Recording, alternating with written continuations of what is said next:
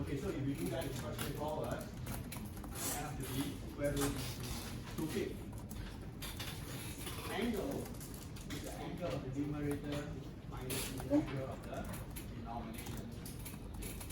So the angle of the numerator is tangent minus 1 divided by 1. Okay, you see that imaginary part is minus 1, real part is 1. And the denominator angle is tangent 2 divided by 1. Now if you calculate this angle, alright,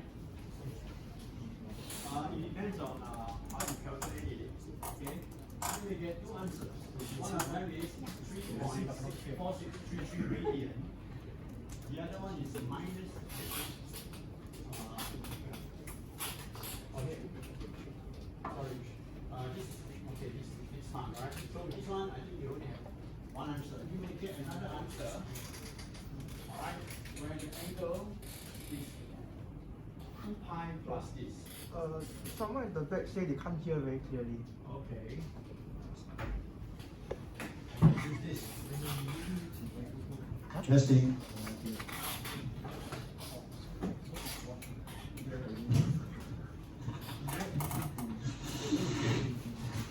You hear me? Yes. Okay, never mind. Okay, arctangent minus 1 divided by 1. Alright, you can use a calculator, calculate the angle, and then subtract this angle. Make sure that you are in the correct quadrant, right? Depending on the calculator that you use. Now, that's why I say that, okay, you may get two answers, alright? See, the other answer would be, see, if you add or minus 2 pi to this, is the same answer. Alright, so we like to keep the angle within plus pi and minus pi. Okay, so this is the angle that we found. Okay, the other angle could be this minus 2 pi, which is this angle, which is greater than pi. Alright, so try to keep the angle within the plus minus pi range. Any questions regarding this? Now the next one, alright, is a multiplication of two complex numbers. So again,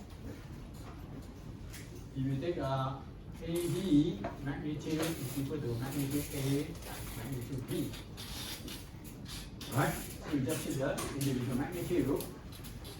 Magnitude of A is here and B is here. So again, you can compute 1 square plus 1 square square root times 1 square plus 2 square square root.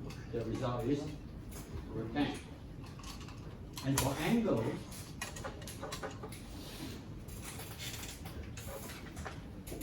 is equal to angle A plus angle B. Alright, note the difference. Alright, this is plus, this is minus. Okay, so well, if you know that, then it's easy for you to compute. Now here you have arctangent 1 over minus 1 and plus arctangent 2 over 1. Now you know that, okay, for this problem, you know that these two angles are always in the first or the fourth quadrant. So you don't have to make any compensation. Right? Your calculator will give you the correct answer.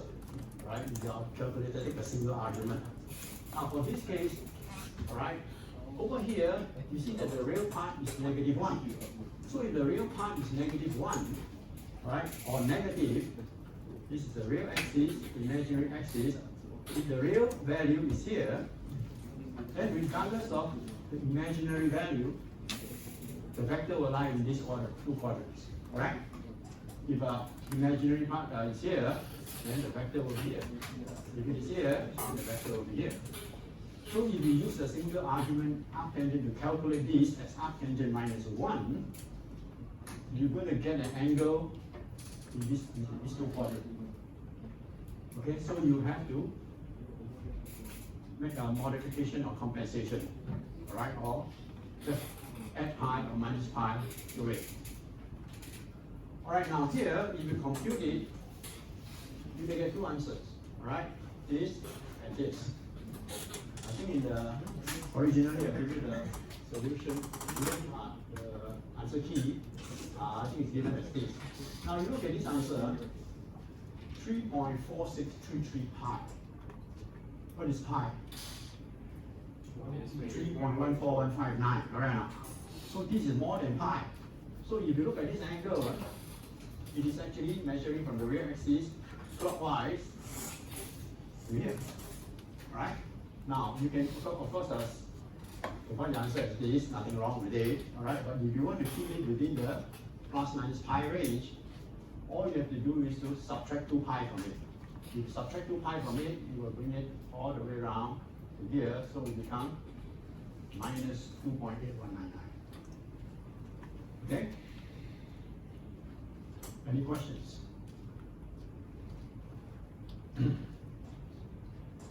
If not, then let's go to question 2.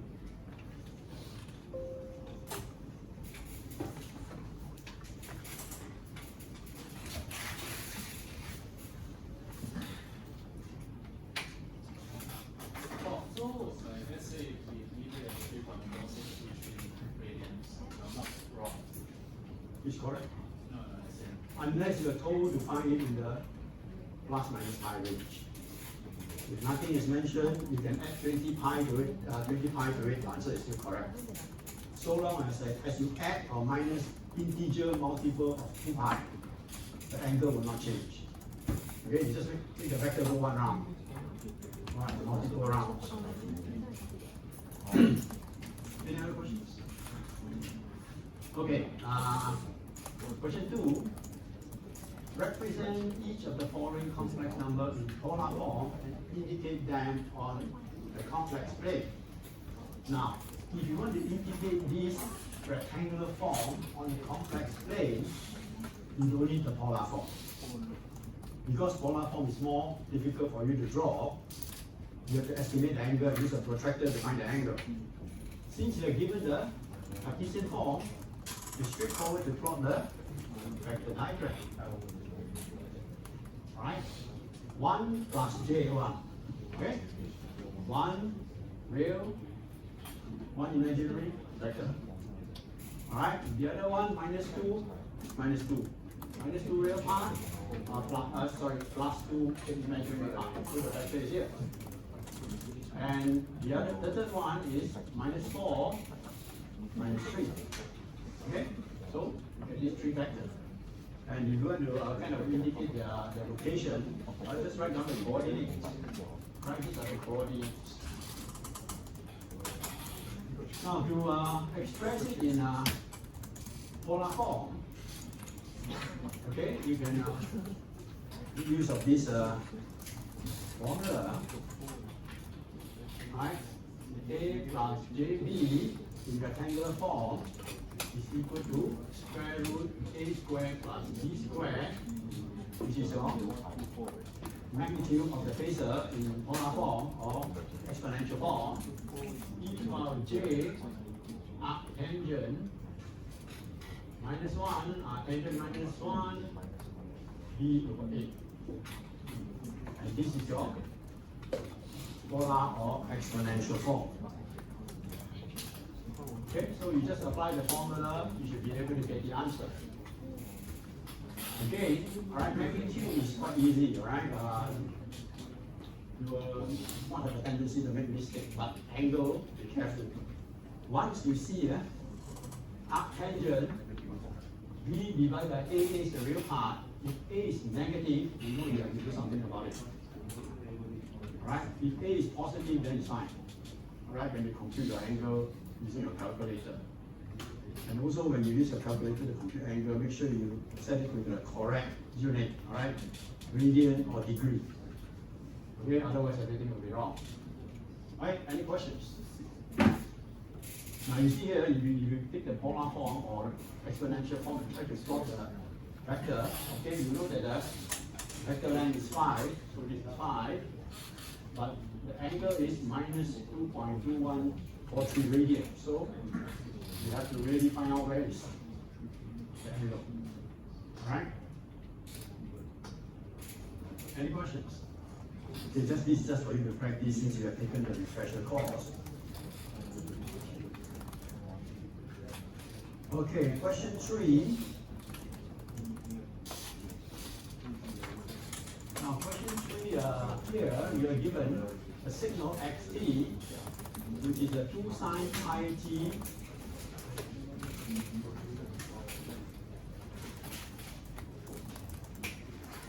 times pt minus 1.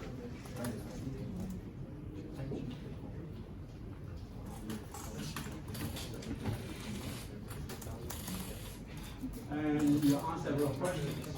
And you are also told that pt, alright, has this form. Pt is equal to 2 when t lies outside minus 1 and less than minus 1 and greater than 2.5.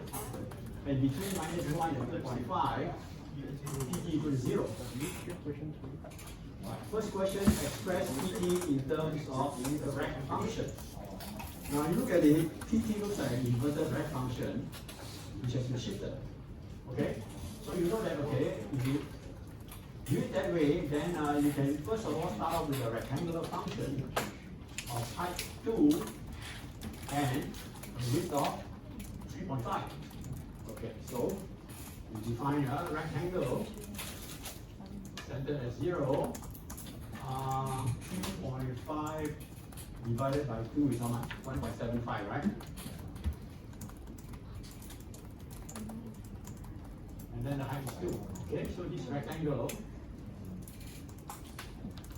2 rank t over 3.5. Now, this rectangle is shifted to the right by how much? 0.75? Yes. Okay, so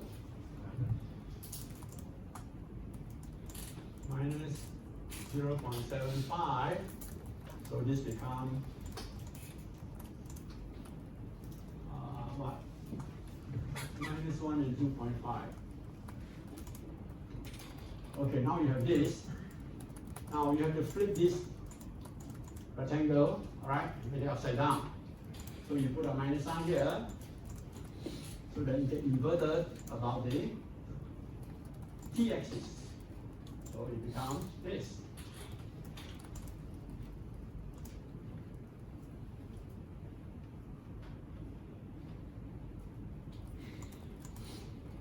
Right? Now how to get it in that shape? You add 2 to it, correct?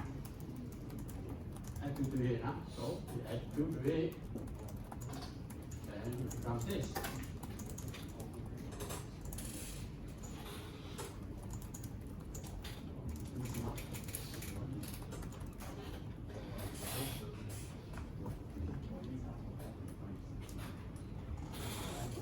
Alright, so this is your PT. Any questions?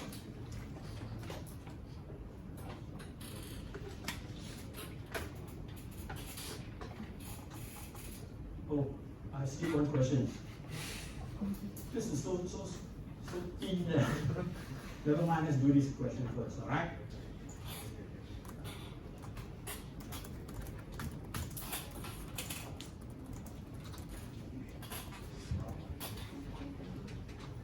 Prof, Yeah. will you be releasing the workings on luminous? What working? This, sorry, canvas, sorry. I will publish this. No, You gave me that, right? no, I didn't. Because if I want to refer in like week 5, week 6, like if in the future I want to refer, I might want to refer. I'll publish this on the web. Yeah, okay. In the group 2 folder. Okay? Solution to tutorial. Alright, now, so you have kind of model this, right? I've given you a step-by-step, okay, development. So PT is 2 minus 2 rad T minus 0.75 divided by 3.5. Okay, next question. Sketch and label xt and state whether or not it is periodic. Now xt is 2 sine pi t times pt minus 1. Okay, first of all, you sketch this, so I break it up into 2 parts. So this is a multiplication of 2 signals. Now, remember last week, or not last week, on Monday, we talked about multiplication of 2 signals. Alright, it's not easy to sketch unless one of the signals has all the horizontal line. So here, you take this, multiply with this, you know that this has all the horizontal lines, alright? PT, so PT minus 1 is just this curve brought down by 1 unit.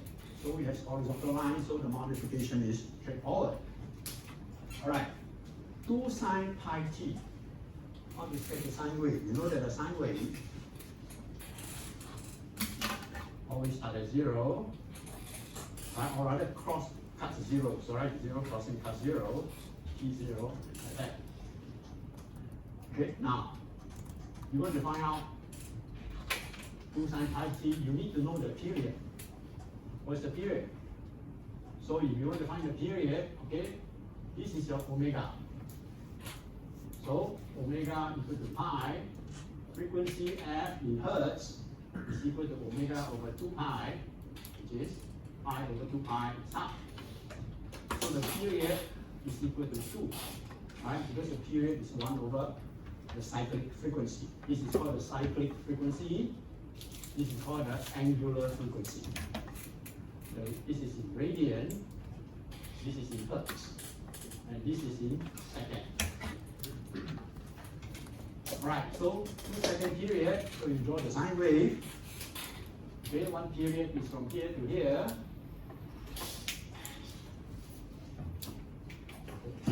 One period is from here to here, alright? You see here, minus 1 to 1, it's 2, alright? So the period is 2. Okay, then you multiply with 1, multiply with let me see, pt minus 1. Pt minus 1 is this curve, drop down by 1 unit, so it becomes this. And you multiply these two, you will get this. Right? This portion of the sine wave multiplied by 1 is 1, because 2 you bring down 1, become 1. Alright, this level is 1. So this times 1, there's no change. Over here, this portion here, times 1, there's no change. Now, this portion here is multiplied by minus 1. So you multiply by minus 1, you get flip. So here. And you notice that there is a high radian jump, high phase jump over here, right? So the phase is discontinuous over here and non-differentiable over here. Okay? Alright, so this is the second part, you're asked to sketch this. Any questions? Third part, find an expression for, first of all, you are, before that, you are asked whether this is periodic or not. Obviously it's not. Okay? Obviously it's not periodic.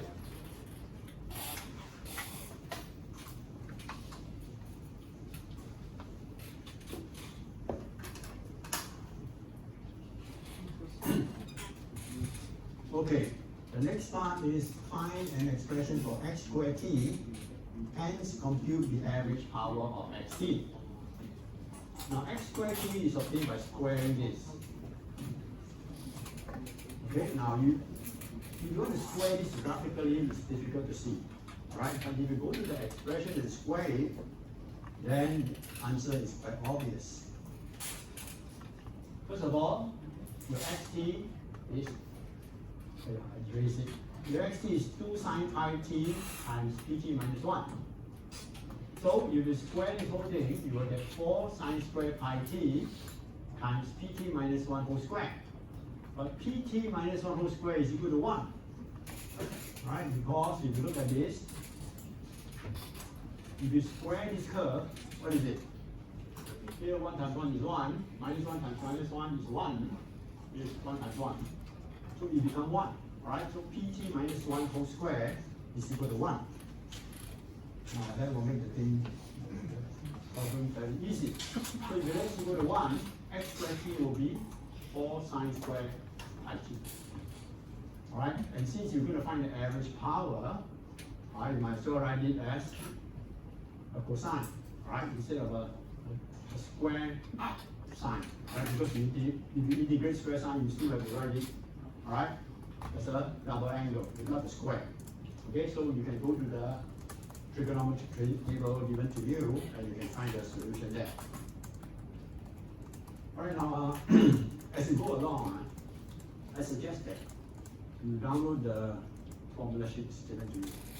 When you work out your problem, refer to the formula sheet. Right?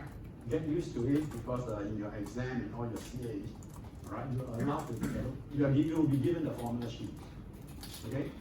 In the CA and your exam. Right? So if you get familiar with it, then you will not have problem, right, during the major assessment. Okay, average power. Now remember, average power of, before that, this x squared t now becomes periodic, right? The original xt is non-periodic. But after you square it, you can see this green curve here. Right? It's a periodic wave. Right? There's no phase jump, nothing. Okay, then if you want to find the average power, all you have to do is to find the average over one period. Now what is one period of this? One period of this is 1. Right? From here to here. You see the green curve? From here to here is one period. So it's 1. Right? Okay, so the average power will be equal to integration of the instantaneous power x squared t dt, right? Only the modulus because x squared t xt is a real, alright? And then you integrate over one period, choose one period. Which one do you want? Okay, 0.5 minus 0.5 to 0.5, and then divide by one period. And substitute your square t here, which is 2 times 1 minus cos 2 pi t. Right, now if you integrate this, you will get 2. You can actually do a shortcut, alright, by recognizing this. Integrate from 0.5 to 0.5, take minus sign, and 2 minus 2 cos 2 pi t dt. Look at this cosine. What is the period? 1. Correct now. And if you integrate a sinusoid of period 1 over one period, what do you get? 0. So just integrate 2, so you get 2t minus 0.5 to 0.5, you will get 2. Any questions? Right, sometimes you can recognize this, you can do a lot of shortcuts. Okay, then based on the result in B and C, how would you classify this signal xt? Okay, so we say xt has an average power which is finite, therefore it's the power signal. Therefore, it has infinite total energy, and xt is an aperiodic signal, that means non-periodic. So here, in this problem, we have an example of a non-periodic power signal. Okay, usually when we talk about sinusoids and all that, they are power signal, but this is, the XT is not a sinusoid, right? But it is still a power signal. Any questions? Okay, let's go back to the problem 3. Yes. For part B, the non-periodic signal, usually do we just need to prove by expression or do we need to Well, if we say state whether or not XT is periodic, just say periodic or not periodic. Unless they put and why, then you have to explain. Right? Supposing I phrase this state, or rather, if I phrase it as is XT periodic and why, then you have to give an explanation why. So for the Y part, it's just by inspection. Well, if you ask why, it's not by inspection anymore. Use this formula. Since you know the period, right? You just, okay, I mean by inspection you know the period, right? So you say, okay, I want to put XT equal to XT plus the period. Okay?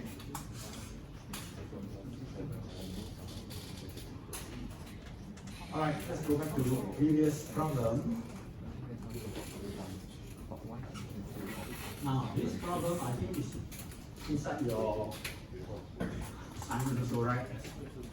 Find the roots of a number. Okay, supposing you're asked to find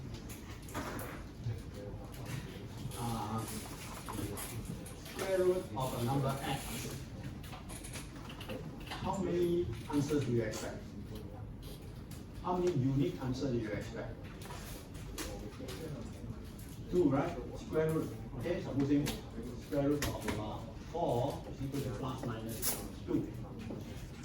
Then you're asked to find the cube root of x. You will expect 3 answers, unique answers. And if you find n root of x, you will expect n unique answers. Okay? So my question is, what is the square root of, or what is the cube root of 1? One of them is 1, correct? 1 times 1 times 1. What about the other two? There's also 3 answers. Alright, so graphically, you can actually show that, okay, on a complex plane, right, the one answer is 1, right? So it's a real value at 1. You draw a circle, radius 1, and find 2 other points that are spaced so that this angle equal to this angle equal to this angle. And these are the 2 answers. And these 2 answers are complex. Right? There's a real part and an imaginary part. Okay, now, so this problem is to show you how you get the n root of any number, right? Complex or real. Okay, first thing,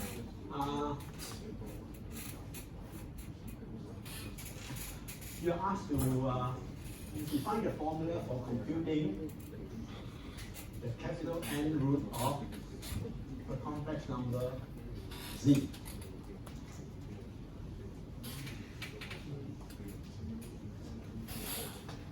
To find the roots, okay, we write z in exponential form. Okay, so z is equal to magnitude of z e to the power j angle of z. Alright? Now, so the nth root of z is z raised 1 over n, which is magnitude of z raised 1 over n, e to the power of j angle of z divided by n. Right? Now, if you do that, you only get one answer. However, you should recognize that the angle if you add or minus an integer multiple of 2 pi to it, there's no difference. So instead of doing this, we say, okay, we will start off with this. K plus 2n pi. No difference, right? Same answer. Okay, now we take the root.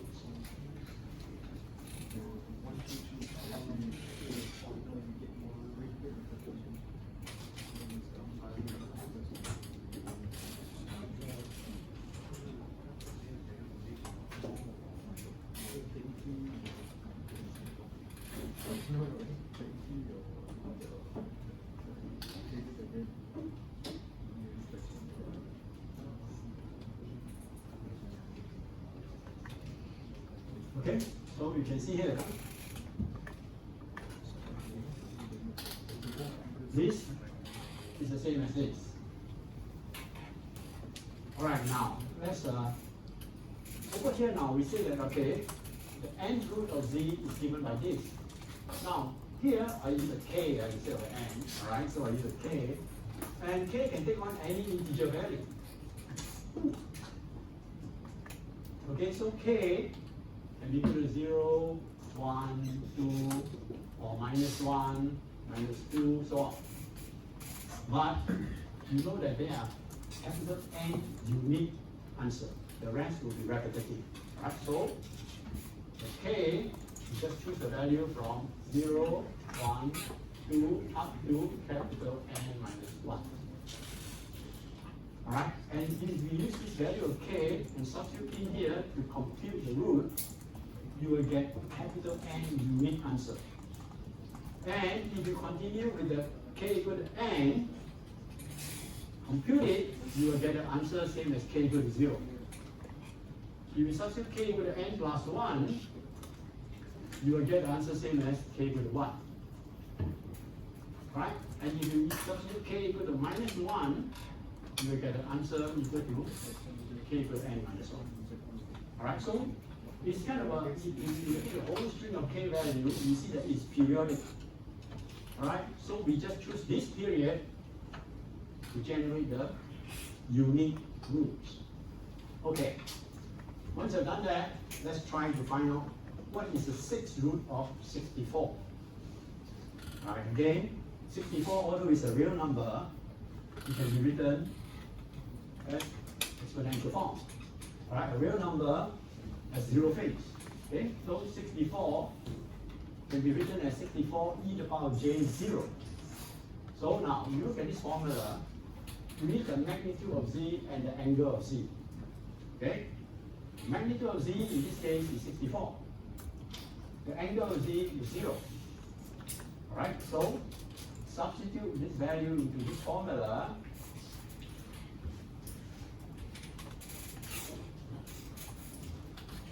Okay, you will get what?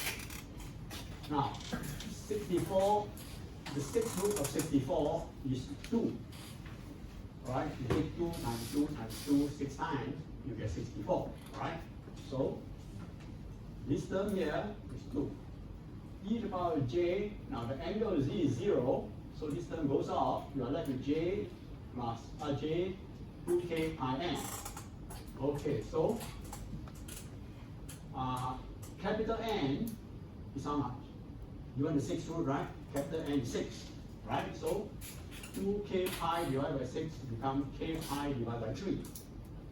And now you let k equal to 0, 1, 2, 3, 4, 5. When you do that, you will generate these 6 answers. Okay, you can see that 1, 2, 3, 4, 5, 6. And these are the 6 root of 64. Any questions? Now to see this, the coordinate of these roots, all right, on the complex plane, just pick the first root, all right? Pick the first root, which is 2. Okay, and plot it on the complex plane, this rail, so this is 2, okay? The radius, you can see that is 2, all right? So this coordinate represents the real value 2. Now since there are 6 roots, all you have to do is to find the other 5 points on this circle of radius 2 that are uniformly spaced. Okay, so you can see here, 2 is this point. This 2 e to the power j pi 3 is this point. This is this point. This minus 2 is this point.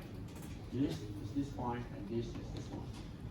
Okay, so once you find the first point, you can graphically generate the rest of the roots. Any questions?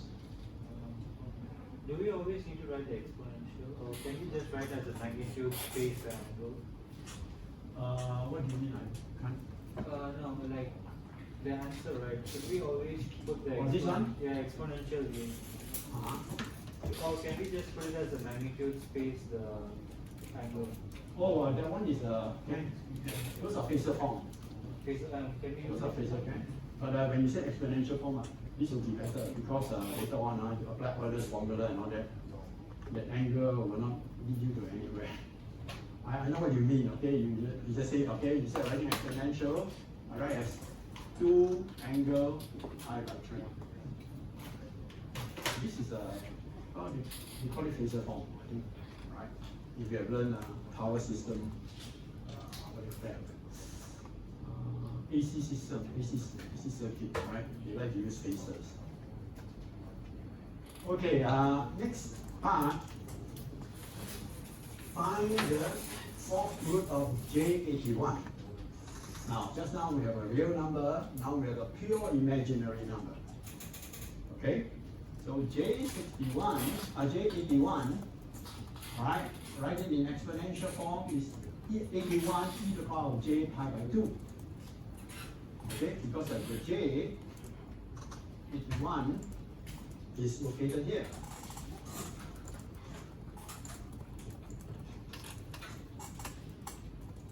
Sorry. Not here.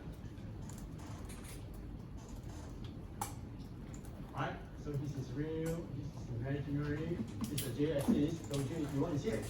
So the angle is pi by 2, 90 degrees. Okay, once you do that, magnitude of z is 81, angle of z is pi by 2. Substitute these two fellas into here, alright, you get this. And with the capital N equal to 4, because you're going to find the 4th root, right? So capital N equal to 4. Okay, then, because there are 4 unique answers, choose k equal to 0, 1, 2, and 3. Substitute them into here, you get the 4 roots. Alright, now, first thing, okay, you want to find out what is on the complex plane. Choose the k equal to 0 value, that means actually you don't need to worry about this one. Alright, you can straight away compute without adding the 2n pi if you want to, alright? Okay, when k equal to 0, you have this. Take the first part here. Now this 3 e to the power j pi by 8, the vector length is 3, the angle is pi by 8. So you see it. You draw a circle of radius 3, find the other 3 roots by picking the points that are equally spaced along the circle. So these are the location of the 4 roots. Any questions? Okay, so now we have done a real value, imaginary value. You may want to try this, which is a complex function. Okay.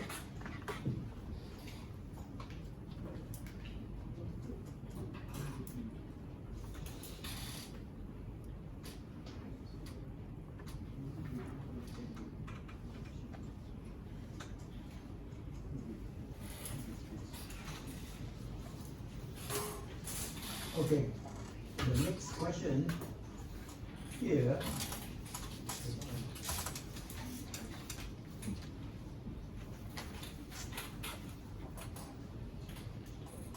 You are asked, all right, to sketch these 2 pulses. Okay, you're given this half cosine pulse as xt equal to a cos pi t over t times rad, and something is missing, rad t over t. Okay.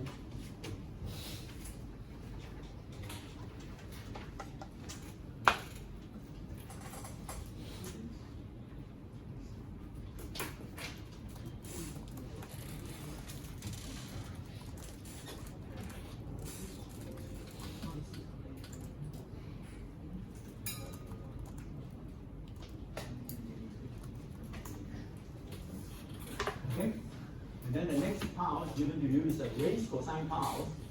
We call it x tilde t. Okay, which is given by this expression here. Now, in this course, we will be using all of these symbols, all right? For example, we use x tilde, all right? Well, in the past, the student asked me what's the meaning of the tilde, you know? But there's no meaning in it. It's just used to represent another symbol. Instead of using y, we say x tilde. All right? Now, they get confused because in differentiation, something we put x log. dx dt, right? X log. Or x prime. And conjugate, we say x. Right? But this one has no meaning. Okay, it's just a symbol.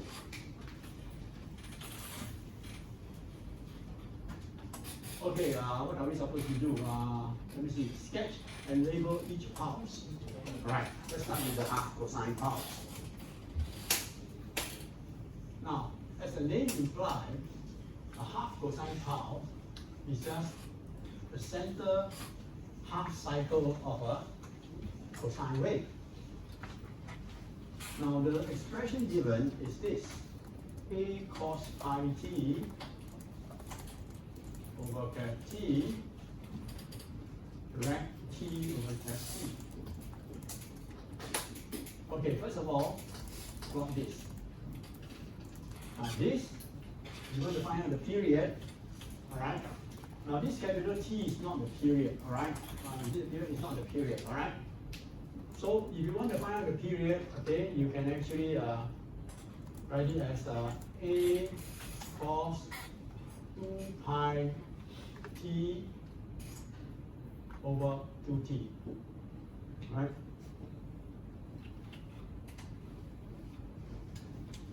If you do that, you know that this is a frequency, okay?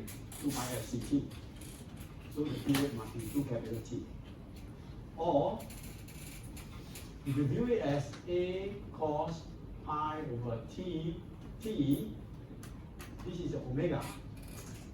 Alright, so omega equal to pi over cap t, and frequency f equal to omega over 2 pi, so pi over 2 pi t. So you get cancel, you get 1 over 2t. So the period Tp will be equal to 2t. Okay, so don't be mistaken and straight away take this as a period. If there's a 2 here, then capital T will be the period.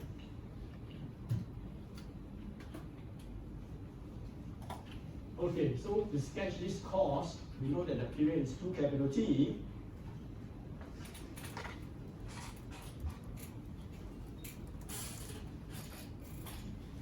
So from here to here is T over 2, T, 3T over 2, and 2T.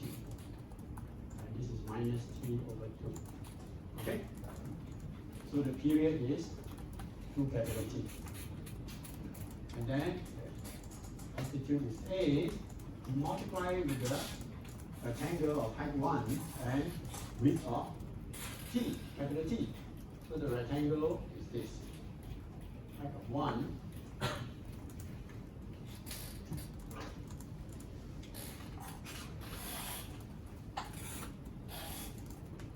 Right, if you multiply these two together, this part of the rectangle will zero out this sine wave, cosine wave.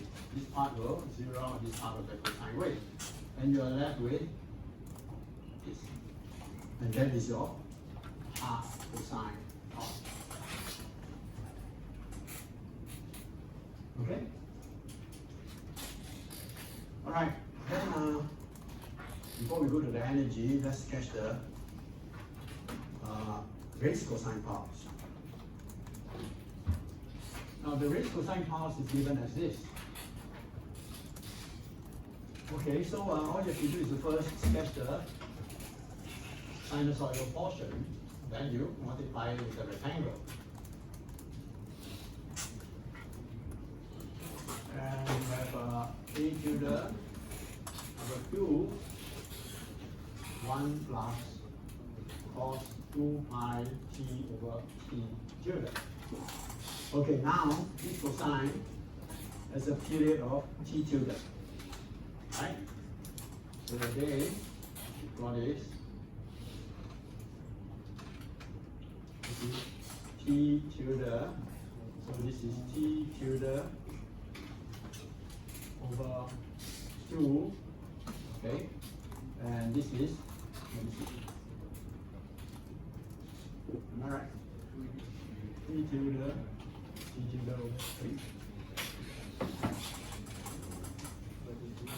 Okay, let me see whether we correct. Okay. All right, now you add 1 to it. All right, so you forget about this first, huh? Forget about this first. You add 1 to it, so this whole thing gets raised up, and you get this.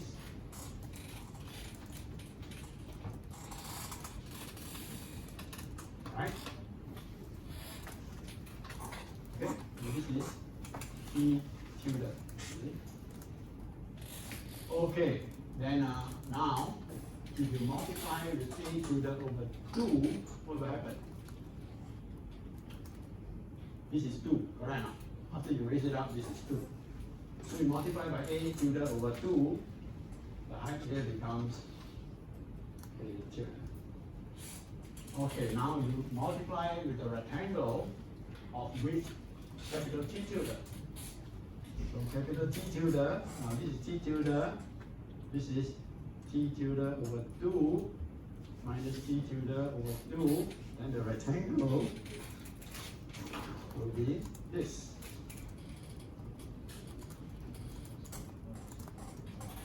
Okay, so this rectangle will zero out this portion of the raised cosine, this portion, and retain this portion. And that is your raised cosine house. Any questions? Okay, now the next part is under what conditions will both houses have the same energy? Okay, in order to do that, you have to compute the energy of the houses.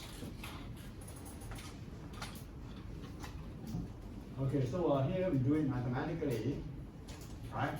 So xt is this. So x squared t, again, we don't have the magnitude, right? But in general, the energy and average power is computed by magnitude squared. But now, because the signal is real, we can drop the magnitude sign. So x squared t will be the square of this. A squared cos squared pi t over cap t and rec squared. Now the rec squared is the same as rec.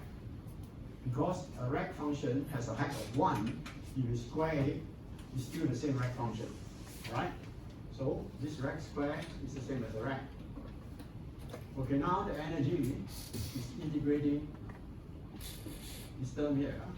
Alright? And because of the rec, the integration limit should be from minus 0.5t to 0.5t. Okay? If you change the integration limit, then you can drop the rec function. If you put minus infinity to infinity, then you have to put the rec function in there. Otherwise, the answer will be wrong. Okay, so if you do that, then you get half h squared t.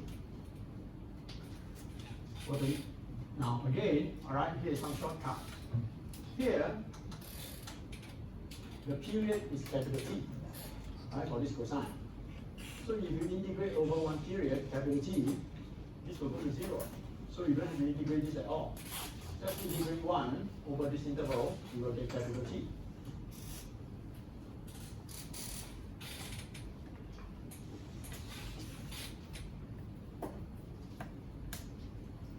Okay, the energy of this raised cosine pulse is the same. Alright, just square this. It's a bit more complicated because of the more terms. Okay, x to the square will be disturbed here. Again, the rec square, change it to rec, and open up this square, you get 3 terms. And now you integrate this. Okay, because integrate x to the square, t. And again, because for this cosine, the period is capital T tilde, and you are integrating over one period. So you can drop this. This one, the period is what? T tilde over 2. And you are integrating over 2 period. Again, is equal to 0. So drop it, you are left with this. And 3/8 over 3/8 times A tilde square, T tilde square. Okay, so for the two pulses to have the same energy, this must be equal to this. Okay?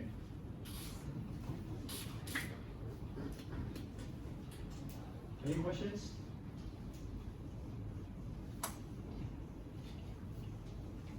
I know why for the energy how we take out the rectangle. Because you change the limit. So the rectangle will perfect. Okay. To explain this, I give you a very general thing. Since something I have a function xt times rect t over cap t. So I want to integrate this, right? So xt right t over cap t dt.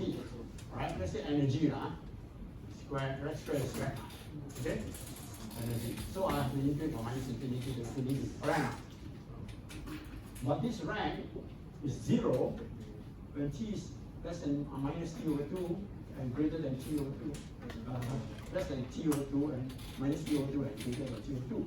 So you can drop this and change the limit to minus t over 2 to t over 2. Alright? Okay, if you don't drop this, then you have to put in infinity there. Okay?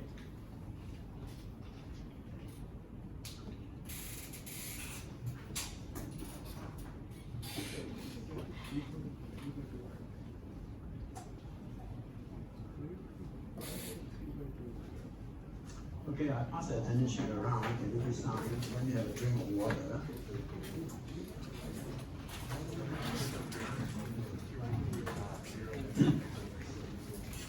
For unit. Next one, x minus t is obviously time reversal. Okay, so you just reverse this by flipping about the t equals 0 axis, right? Mirror image. You get it. Okay, this is x minus t. And finally, not finally, next one, x3t. x3t is time compression. Okay, you know that, alright, x alpha t, okay, if alpha is greater than 1, this is compression. If alpha lies between 0 and 1, this is expansion. Okay? So x3t, what do? You go to here, alright, since the notation that we use is this is alpha. Go to here and divide all this number by alpha. Divide by alpha, alright? So you will get 12 divided by how much? 3. It's 4. Okay? 6 divided by 3 is 2. 3 divided by 3 is 1. So you can see that, alright, this is a compressed version of the original thing. Finally, xt over 3. Now xt over 3 is essentially x 1/3 t. So your alpha is 1/3. Okay, so you go to the original signal and take all these t values, divide by 1/3. That means times 3. 12 times 3, 36. 6 times 3, 18. 3 times 3, 9. And this is the expanded version of xt. Any questions? Now, before you do that, when you are doing this question, make sure that the next part. Okay, the next part asks you to express yt in terms of xt. Now, you can only do that, right? If these two are proportionately related to one another, right? If not, you cannot. For example, if I give you a xt that look like this, and then a yt that look like this, then you cannot do it. Right? The shape must be the same. Okay? It can be either delay, advance, flip, upside down, or left and right. Alright? The shape must be the same. Okay? Otherwise, it won't work. Okay, the next part. You want to express yt in terms of xt. Like I say, alright, my advice is that do time scaling first. Otherwise, you may have to repeat the steps. Okay, start with xt. Now you know that yt is a compressed version of xt. Alright? And you can see here, alright, what's the compression ratio? What's the alpha? This is 12. The width here is how much? 9. The width here is 3.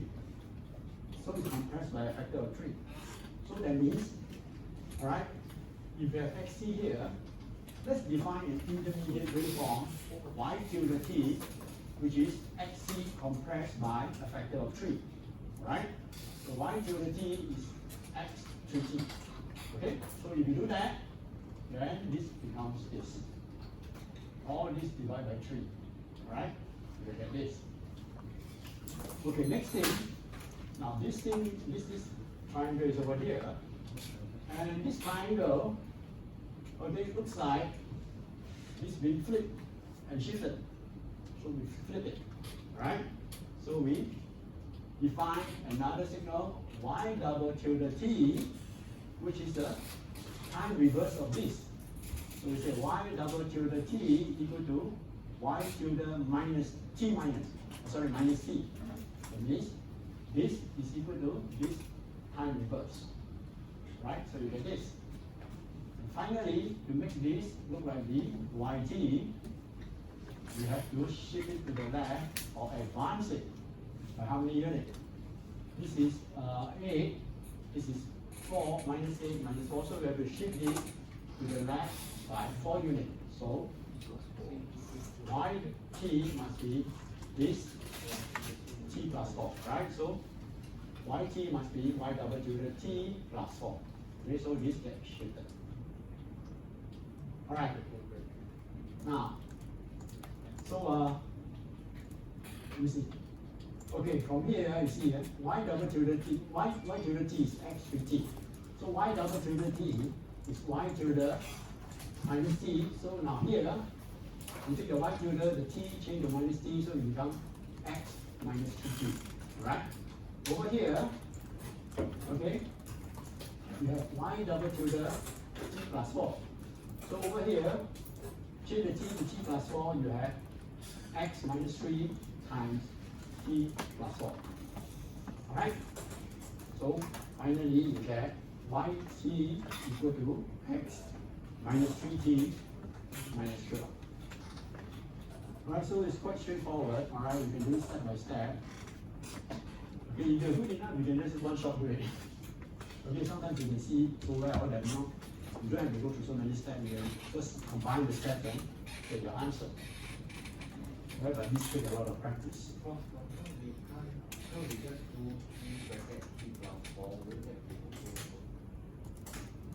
Yeah, okay. That's So okay. if I do 3 bracket, then I close the bracket there, do a plus 4 on the outside. Would that be okay as well? No, how do you do that? How do you do that? You cannot. Minus 3t plus. Because the t has been changed to t plus 4. So you have to go to this t and change the t to t plus 4. Alright? You cannot just t plus 4, then the 3 is the same. That means you are not changing the t to t plus 4. If it's negative 3t, then I plus 4 on the outside. Would that be okay as well? Right? Because for top negative 3 from negative 1 to negative 2, then we plus 4. Okay, then you tell me, let me write it down. What is the answer that you expect to see? X bracket negative 3t, then close it, then plus 4. Close it, then plus 4. Yeah. You cannot do that. This function is x minus 3t, alright, which is this, with plus 4, yeah. Alright?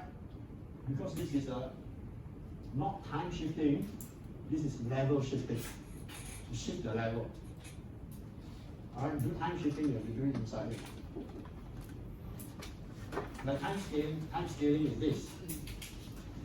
If you write alpha at 3, this is level scaling, amplitude scaling, or magnitude scaling, alright? So it's very different.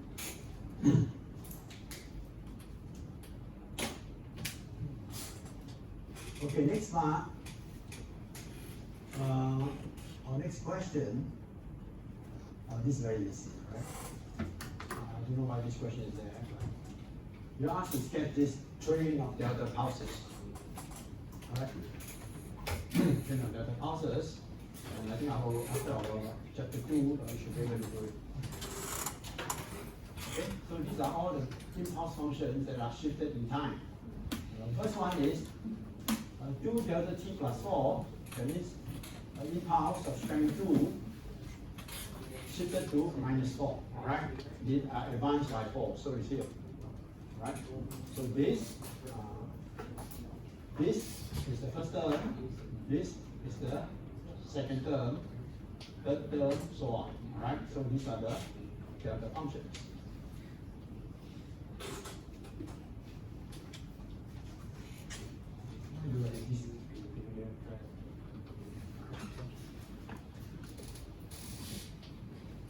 Okay? The question 9 is not straightforward. Okay, the last question here, and then we mark off.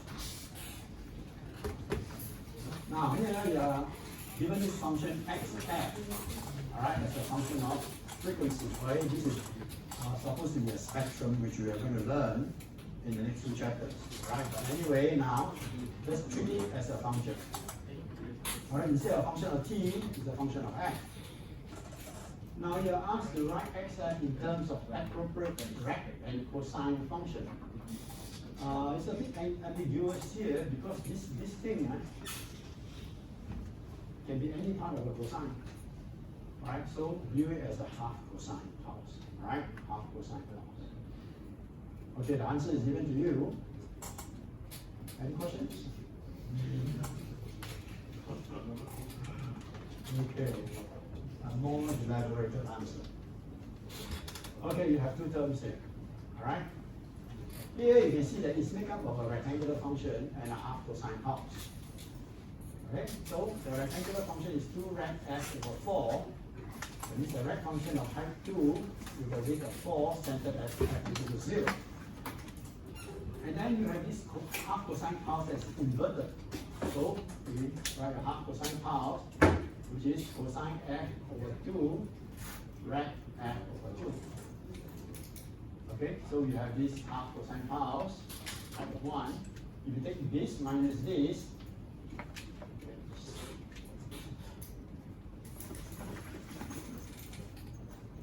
okay? Any questions? Do you want to continue? New chapters? The supplementary question. Huh? Supplementary question. Supplementary questions. Yeah? Which one? These are not going. After this net. Net answer. Yeah. Yeah. I'll give you all the answers. Okay?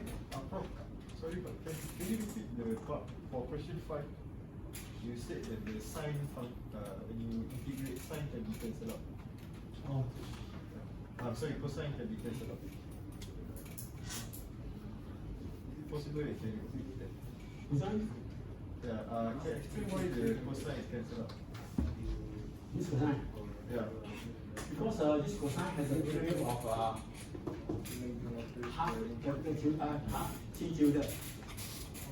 So you have a cosine where the period is t tilde over 2, correct? So this will be t tilde, correct now? Yeah. You're integrating from where?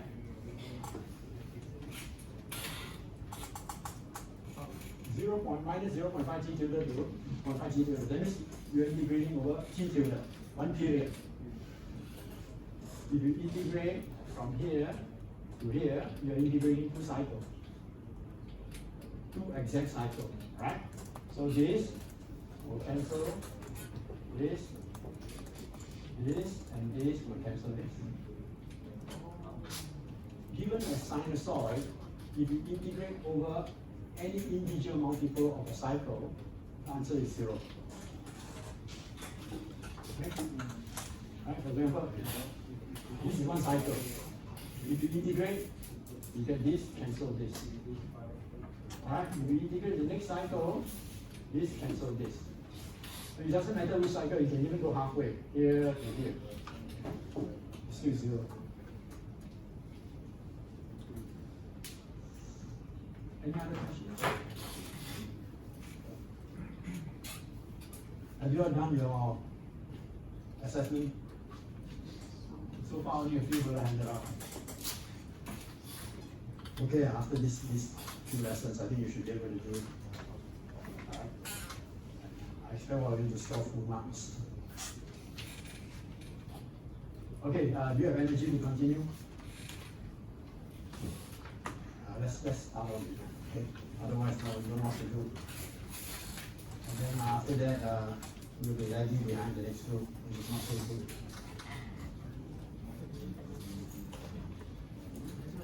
Okay, next chapter. Now we go into frequency domain. Now, signals can be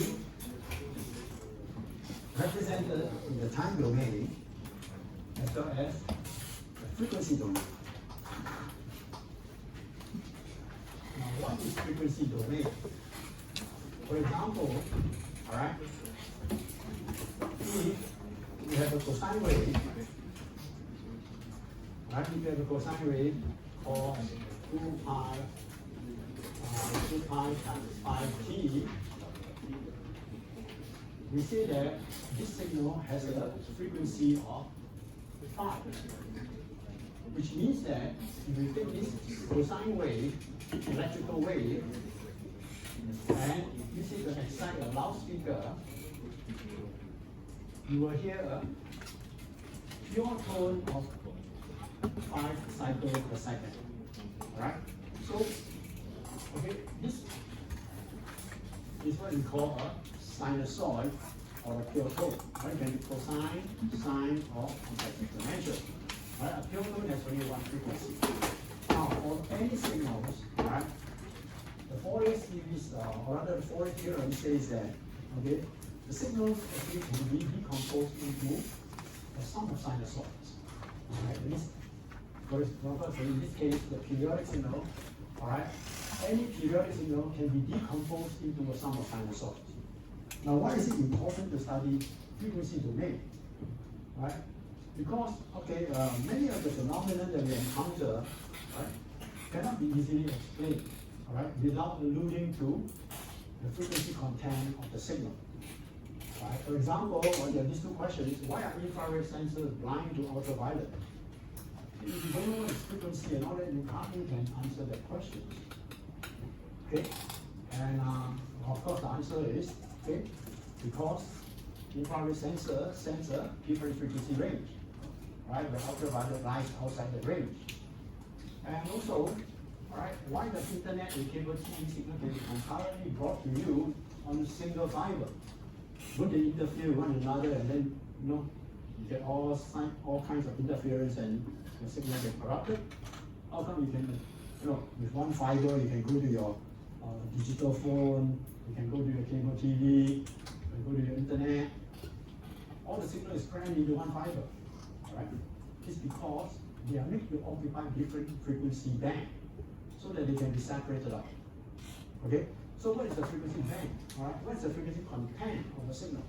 Now to see that, we need to look at the spectrum of the signal, which shows you, all right, the frequency range occupied by the signal. Okay? Later on, as we go further, I'll show you some demo, all right, on spectrum occupation or spectral occupations. Now, here Alright, previously we talked about signals, alright, we always treat it as a time function, xt, okay? And we did quite a bit on chapter 2, where we did temporal operations on this signal, that means, alright, adding this signal, dividing this signal, all in time domain.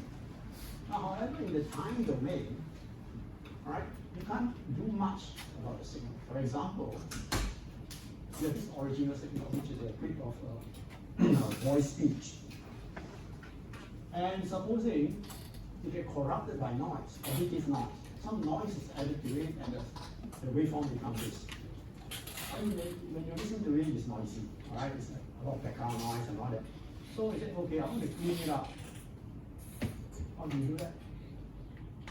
I mean, you totally cannot do anything about it. Right? But if you go into the frequency domain and look at the spectrum of the original signal and the spectrum of the noise, then you can do some signal processing, right, by kind of designing some filters to remove part of the noise, all right, and to clean up the speech. Okay? So that's the reason why, all right, most of the signal processing is done in transform domain, all right? And here, we're talking about Fourier transform. All right, there are many other transform domains, okay, but we will concentrate on the frequency domain. All right, now, we start off with chapter 3 in Fourier series. See, in the time domain, all right, time domain, all right, we have continuous time and discrete time, all right, which has been introduced to you. Now, if you transform this into the frequency domain, we also have continuous frequency domain and also discrete frequency domain. All right, we will start off with discrete frequency domain. That means we take a look at the signal spectrum of frequency occupancy, all right, in the discrete frequency domain. And the technique used is called Fourier series. Fourier series.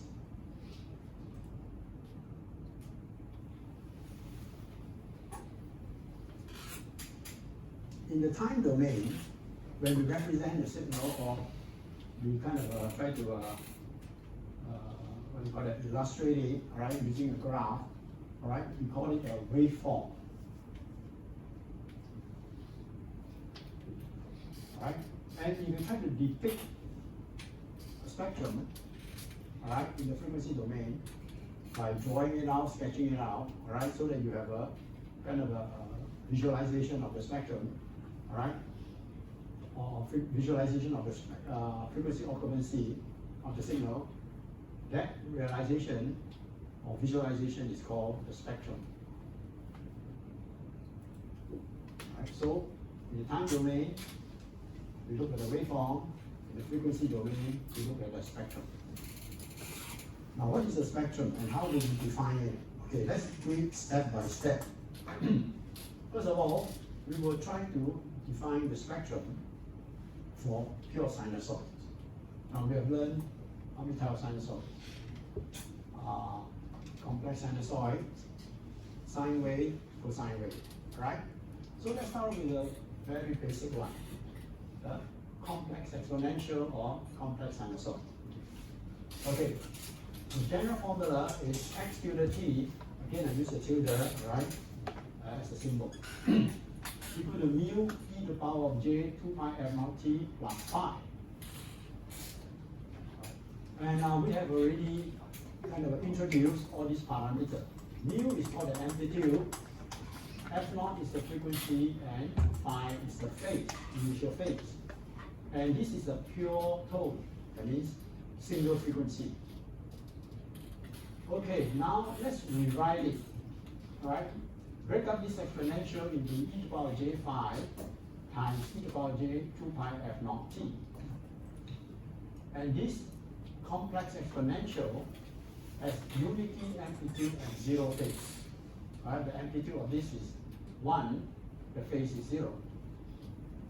Now here we brought out this e to the power j5, and we call this whole term here the spectrum of x to the t. That means this is the spectral representation of the signal x to the t. Okay, now with this, let's visualize it or sketch it. This is a complex exponential. Mu is always positive, and we call it the magnitude. Phi is phase. All right, phi is in radian. Mu can be anything, voltage, current, whatever. Right, depending on the context. Okay, now how to sketch the spectrum? We have a magnitude spectrum and a phase spectrum. Because this is a complex function, if you want to sketch it, all right, you need two curves. Right?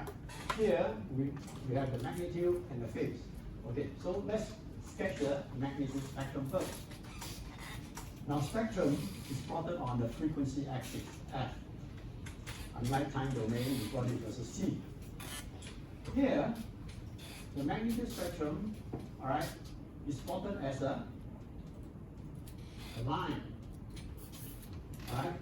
And it has a magnitude of mu. Okay, now usually we draw this line, all right, so that it's proportional to the value of mu. Since there's only one line, it doesn't matter, you can draw it at any height. If there are many spectral lines, then you have to draw it, all right, draw the length of the line proportional to the value of the spectrum or the frequency, so that you can see the profile, all right, of the spectrum. Okay, so the magnitude spectrum is plotted, all right, by first going to the frequency axis and locate the frequency f0 of this sinusoid.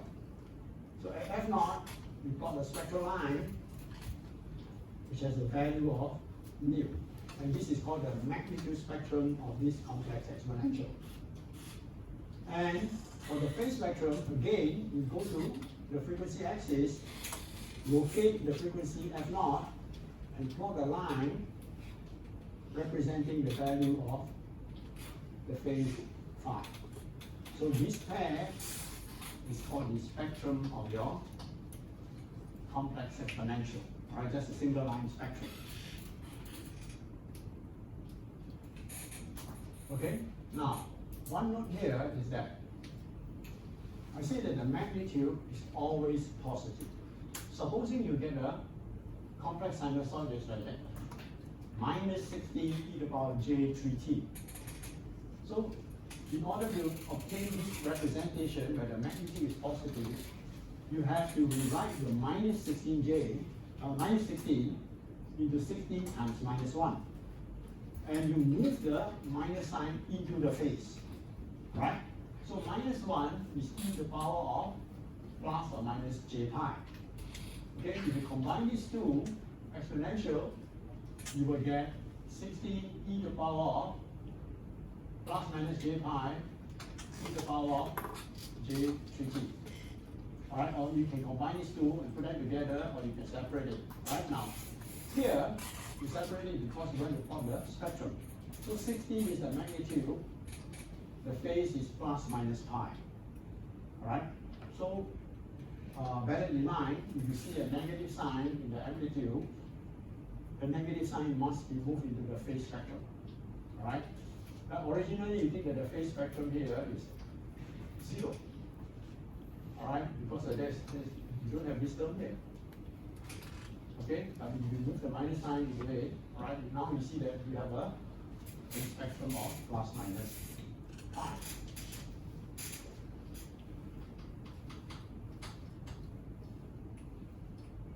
Okay, that's an important thing to note here.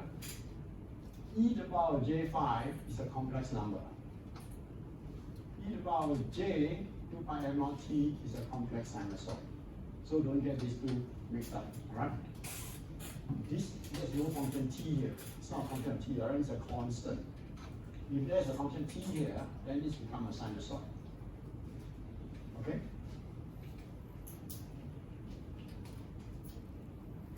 Any questions? Okay, now we have done this, then with this result, we can extend it to cosine and sine. Okay, what is the spectrum of a cosine signal? Okay, cosine signal, we let it be xct, the suffix c represents the cosine in this case. And in general, it's mu cos 2 pi f naught t plus phi. Alright, this Euler's formula decompose this into complex exponential. Okay, we write it as the sum of two complex exponential. And notice that this term here is actually your x to the t, which we talked about earlier on. Alright, the complex exponential, except that there's a half here. And this part here is the complex conjugate of this part. Okay, any questions? Alright, so this does applying Euler's formula. Now you have these two, and you can plot the spectrum. Now for this part here, okay, which is here, move the phi out of the exponential. So it becomes mu over 2, okay, sorry, where's my, okay, mu over 2 e to the power j phi times e to the power j 2 pi f naught t. Do the same thing over here. Now I've highlighted all this green thing to show you that these are the attributes of the spectrum. Alright, so let's plot this one first. Now this part is exactly the same as what we had earlier on, the single spectral line located at frequency f naught. So in order to plot this spectrum, over here, alright, the amplitude is mu over 2 and it's located at f naught. So the magnitude spectrum at f naught, you have a value mu over 2, which belongs to this. And the phase spectrum of this term is again located at f naught with the value of phi. Now for this term, the frequency is minus f naught. Okay, here you see here, alright, we have moved the minus sign into the f naught. Okay, so this becomes an exponential, complex exponential with a frequency of minus f naught. Alright, so at minus f naught, the magnitude is mu over 2. Alright, so for the magnitude spectrum, and for the phase spectrum, at minus f naught, the phase is minus phi. So this pair of spectrum is the spectrum of your cosine signal. Right? So your cosine, if you ask to plot the spectrum of the cosine signal, given this, then these are the magnitude and phase spectrum. Right? What it shows is that, okay, this cosine signal has a pair of spectral lines, one located at f naught, and then one located at minus f naught.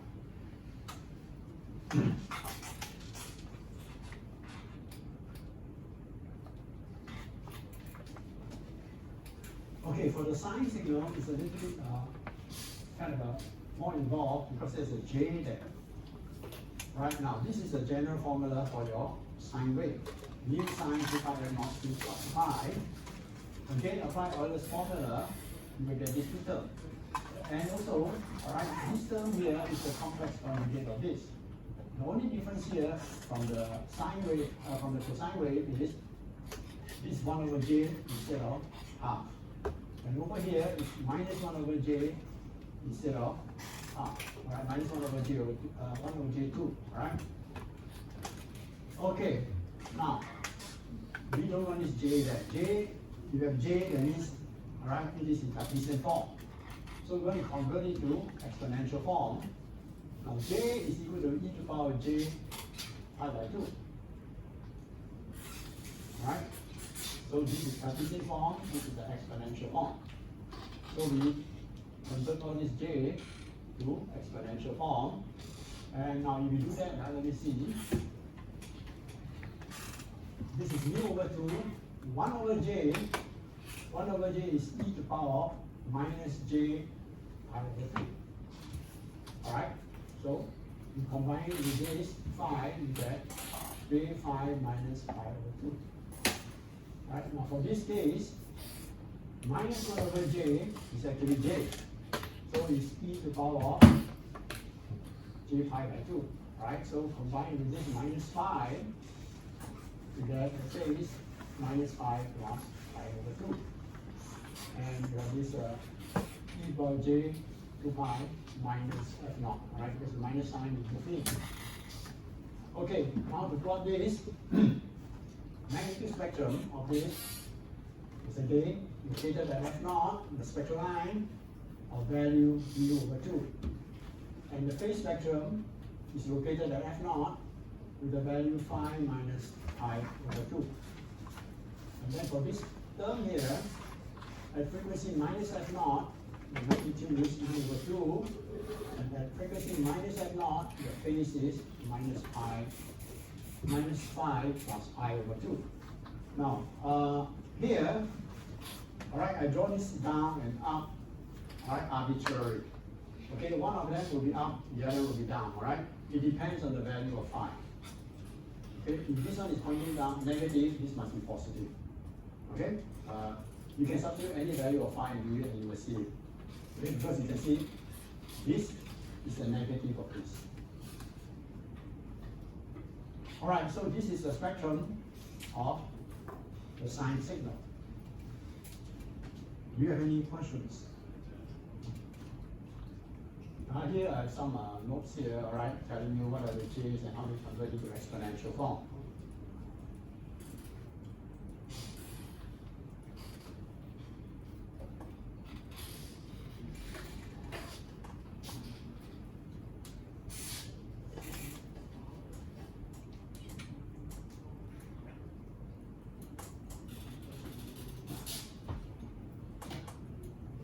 Okay, 1 over j is minus j. Minus j is e to the power minus j pi by 2, correct? If you are figuring that out, you can apply Euler's formula, and the easier way is to visualize it graphically. Alright? Example, okay, minus j, right, in the complex plane, minus j is here. 1. So this is minus pi by 2. So minus j must be equal to e to the power minus j pi by 2. Alright? For this, 1 over minus 1 over j is actually equal to j, because minus 1 over j and j over j is minus j over j squared. J squared is minus 1, so this cancels out j. Alright?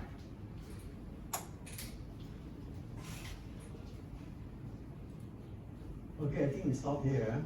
Alright, we'll continue the next time.